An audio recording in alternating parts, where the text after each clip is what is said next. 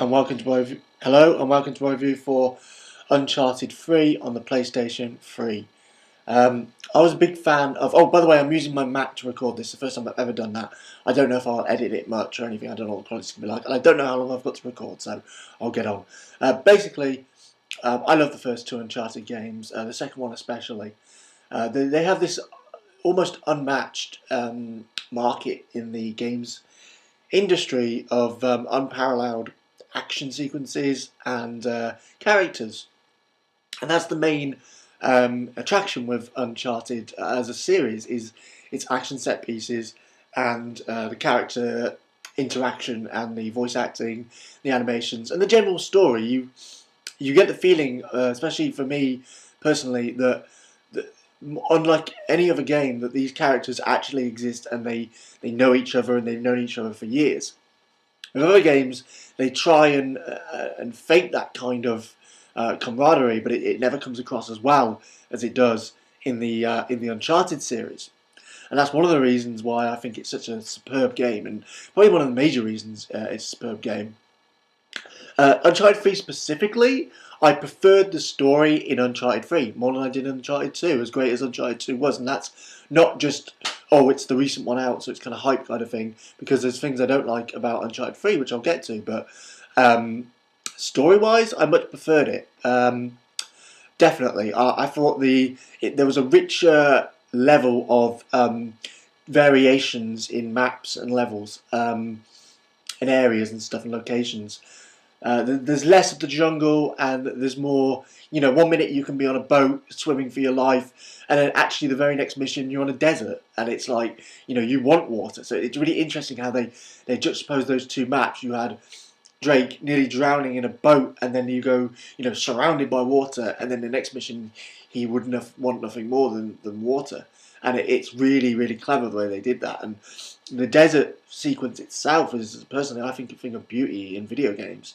It really does make you feel like you're exhausted and you've been travelling for ages.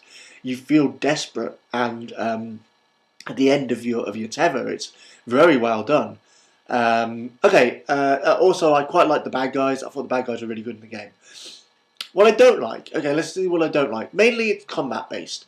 The melee combat itself, I liked. And actually, I liked the melee combat, and I liked the way you could pick up weapons and use them. It reminded me of the old wrestling games I used to play. But in terms of gunplay, normal was too hard.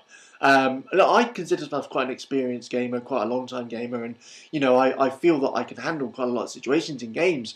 However, I'd say this is the hardest normal difficulty I've ever experienced in terms of gunfighting. They really pile it on, and to me it's a shame because I'll admit it, I actually switched it to easy mode, fuck that, very easy mode, in certain sequences.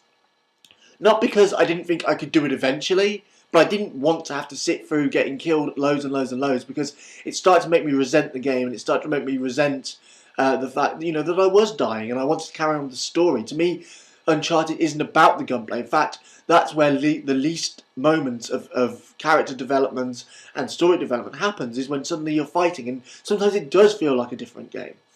And I would want less shooting and more of the puzzling and the parkour climbing, because I think that's where it's, you know, obviously there has to be gunfighting just to make it a more action-based game, but it's when you're gunfighting and there's nothing else kind of actiony happening. Like, if I'm gunfighting in a boat that's falling down or a plane that's crashing, fine, because that's something interesting and it's different to what other games would do, and they do that, brilliant. But there's other moments where you're just standing, you know, Gears of War style with cover, and you're just shooting until you survive. And sometimes when it's this difficult, and I'm sorry, I don't care what people say, it is difficult. It makes you frustrated, and it takes me away from what I love about the game, which is the parkour and the adventuring. So I think they should fix that, make it easier, personally, because that's not where Uncharted strengths lie. They lie in the adventuring. However, that being said, this is a tremendous game and definitely one of the best of the year. So I would thoroughly recommend anyone to check it out.